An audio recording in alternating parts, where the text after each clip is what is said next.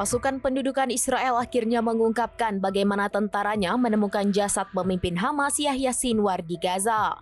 Disebutkan kematian Yahya Sinwar pada Rabu 16 Oktober merupakan pertemuan kebetulan dan bukan operasi yang direncanakan IDF. Dilansir Sky News via Tribun News pada Jumat 18 Oktober 2024, pejabat militer Israel mengatakan bahwa Sinwar terbunuh setelah keluar dari terowongan bawah tanah.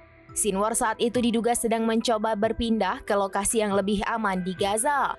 Mereka mengatakan Sinwar ditemukan oleh prajurit infanteri IDF yang sedang berpatroli di area Tel Al-Sultan, Gaza Selatan. IDF meyakini bahwa anggota senior Hamas lainnya berada di wilayah tersebut. Saat itu, tentara Israel melihat 3 orang yang diduga anggota Hamas bergerak di dalam sebuah gedung dan melepaskan tembakan. Aksi tersebut memicu baku tembak, namun IDF tidak tahu bahwa salah satu di antara ketiga perlawanan itu adalah Sinwar. Sinwar kemudian diyakini berlari ke gedung yang hancur sehingga IDF menembakkan misil ke gedung tersebut. Jasad Sinwar kemudian ditemukan sehari setelah bentrok pada Kamis 17 Oktober.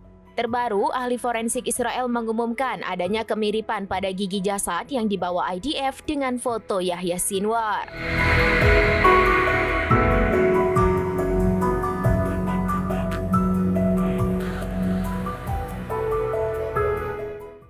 Download Tribun X sekarang, menghadirkan lokal menjadi Indonesia.